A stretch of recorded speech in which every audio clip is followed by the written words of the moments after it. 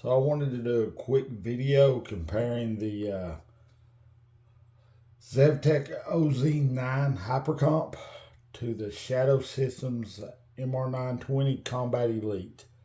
Both these guns are based off of a Glock 19. I think Shadow Systems runs more of a Gen 4 type of operating system, whereas I think Zev has their own modular system they use it, where they have a steel chassis that attaches to a polymer frame. Both guns are excellent. I mean, my personal favorite is the Oz9 Hypercomp, but neither gun would do you wrong. Both of them are excellent guns.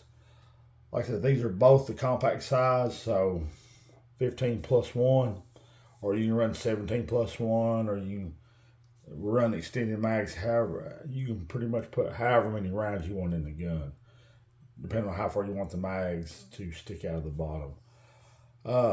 In essence, these guns are almost identical. I mean, the Shadow Systems has the proprietary optic system they use, which doesn't really require a plate. They use spacers in the back. The Oz9's cut for RMR, and it doesn't take any places direct mount, so the optic sits low on it. Of course, this one's ported. The MR920 is not. Both guns run flawlessly. I've not had any issue with either one of these guns. The biggest difference is the Oz9, the Hypercomp does shoot a tad bit flatter because it's ported, but that's neither here nor there. That's, each person to their own as far as that.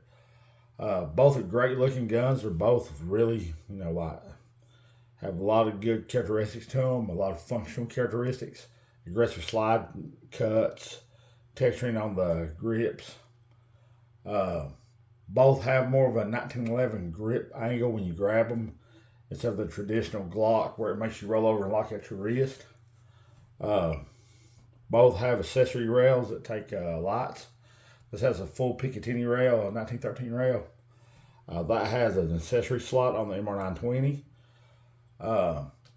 Both the guns are great. The price difference is the the MR920 without the optic is roughly about $1,000. I actually paid $2,000 for the Hypercomp, not counting the red dot. And of course, a Holosun 507C, they run about $300, $310, give or take, if you get them from Optics Planet or if you buy them at a local gun shop. Other than that, the guns are very similar. They run the same way, have the same operating system more or less. Both are highly reliable. I've not had an issue with either one of these guns. The MR920 I've had longer than the Hypercomp. It's had well over 1,500, 2,000 rounds put through it, and I've not had one single malfunction out of it.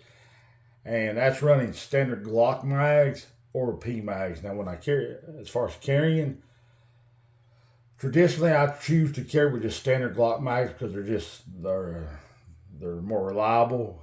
I've never had an issue with a P mag, but I've heard other people say they do. I use P mags for training, but as far as game time, actual carry every day in and out, I'm gonna use Glock mags. Other than that, both are great guns. Both would serve you well.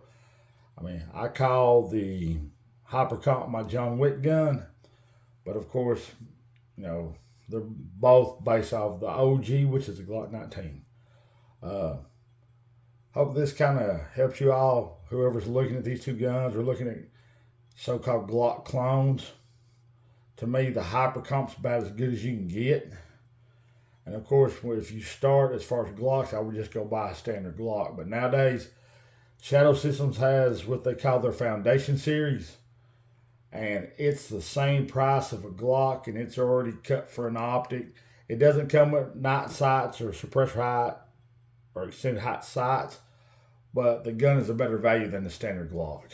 But if you wanted to start with the bare bones base model of a gun, then of course you could always get the OG, the Glock 19. Y'all have a good night, and I'll catch you on the next one.